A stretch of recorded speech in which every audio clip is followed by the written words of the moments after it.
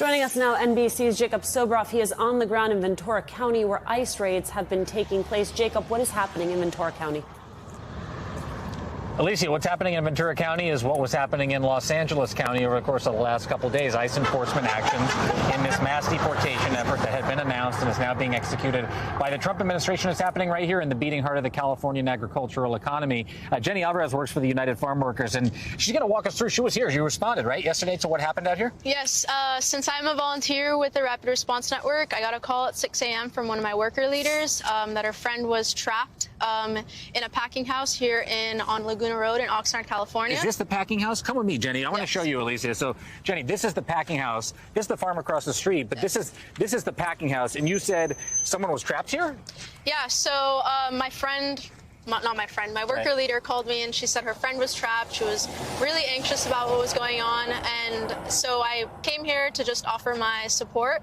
I offered to take her home or follow her home if that made her feel a little bit safer. Was ICE still here when you showed up on the location? ICE had fled the scene because like 20 volunteers came over to just film and report and be legal observers. They wanted to get into this packing facility. Correct. And so do you know anything about where they were, where the workers were? What happened exactly? Well, I don't think they could get through because they had security. And that's a critical point in all of this is understanding how to protect your workers during this time. But afterwards, I think they fled and went into the nearby Navy base. So let's just go back over here, Jenny, and tell me, these types of fields, there's thousands of them in Ventura County, right? And there's tens of thousands of farm workers that work out here. You work with them as an organizer for the United Farm Workers. What is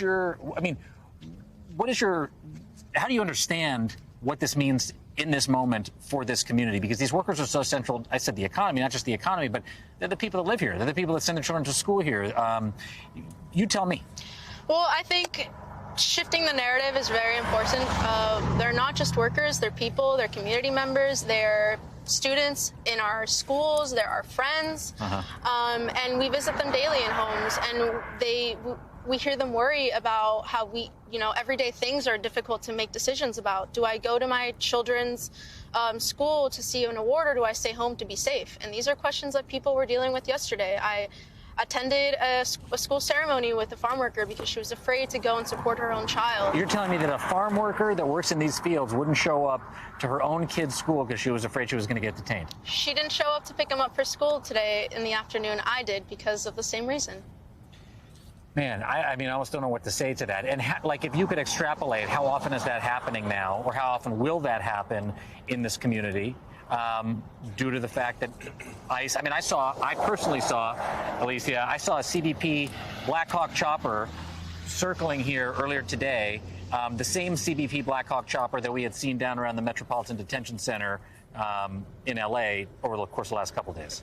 Well, I think it's going to continue to happen if we don't engage and try to prevent and intervene in a respectful way. Yesterday, a farm worker was actually showing me a video of a helicopter also going around their field, and she was afraid and wanted to leave, but because they had closed the gate to keep them safe, they couldn't leave. They're going after, they say, at least they said originally, Tom Homan seems to have shifted when I talked to him on Saturday night, the worst of the worst, criminal offenders, violent people. Is that who works in these fields? No, you couldn't be more wrong about the people that are feeding us, that are sacrificing their lives, their time with their children, everything. They can barely afford to live. They can barely afford to eat a healthy meal, but they're out here breaking their back every day because they need to sustain the whole entire food system. Jenny Alvarez, United Farm Workers, thank you so much for coming out here. I really appreciate it. Alicia, guys, this is the scene of the latest enforcement effort by Immigration and Customs Enforcement.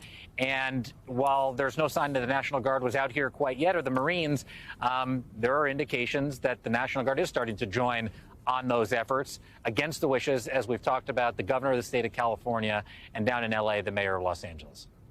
All right, NBC's Jacob Soboroff. Thanks, man, for your reporting. Really appreciate it.